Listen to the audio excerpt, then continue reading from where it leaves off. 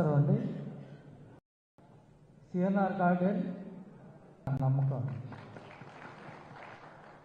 చాలామంది పెద్దలు ఉన్నారు కాబట్టి దయచేసి ఉపాధ్యాయులు గురువులు అంటారు, సమాజాన్ని ఎదరికి తీసుకెళ్లే వ్యక్తులు కాబట్టి ఒక్క విషయం నేను గతంలోకి వెళ్తున్నాను సార్.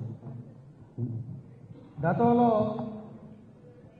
ఎప్పుడో 15వ తారీఖు వరకు జీతాలు పడి ప్రతి నెల 1వ తారీఖు వచ్చేటప్పటికి ఆ ప్రభుత్వంలో వాళ్ళు పడ్డ ఇబ్బందులు, అలాగే సమాజంలో అన్ని వర్గాలు ఇబ్బంది పడ్డ పరిస్థితుల్లో ఒక చారిత్రాత్మకమైనటువంటి తీర్పు ఆంధ్రప్రదేశ్ రాష్ట్రానికి వచ్చింది. మరి ఆ తీర్పులో భాగంగా ఒక మంచి ప్రభుత్వం, మనం ప్రశాంతంగా మన జీవితం సాగించడానికి అవసరమైన ప్రభుత్వం ఇప్పుడు ఏర్పడింది.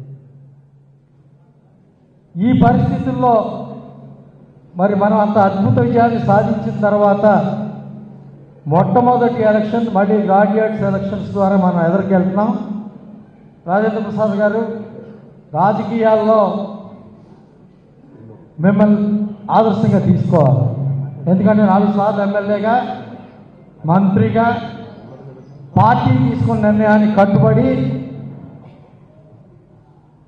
పొత్తులో భాగంగా ధర్మాన్ని పాటించి మీరు ప్రశాంతంగా ఎక్కడ మీ ముఖంలో ఆ భావనలు కనపడకుండా మళ్ళా అసెంబ్లీలో వెళ్ళే పరిస్థితి మీకు రావటం అన్నది రాజకీయాల్లో ఒక మంచి శుభపరిణామంగా నేను అనుకుంటున్నాను సార్. దయచేసి నేను కోరేది ఒకటే, నేను ఇప్పుడు దాకా మీకు ఏం పని చేయలేదు సార్.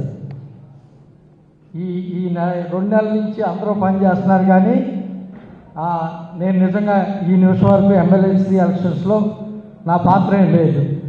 కానీ ఈ నిమిషం నుంచి 27వ తారీఖు సాయంత్రం అయ్యేదాకా ఎవరైతే మీరు ఎన్డీఏ నాయకత్వానికి, అబ్జర్వర్స్కి బాధ్యత పెట్టారో 100% 24 గంటలు అందుబాటులో ఉండి మీలాంటి ఉన్నతమైనటువంటి వ్యక్తిని చట్టసభల్లోకి పంపడానికి నేను సైతం మీకోసంగా పనిచేస్తానని తెలియజేస్తూ సెలవు తీసుకుంటాను. నమస్కారం.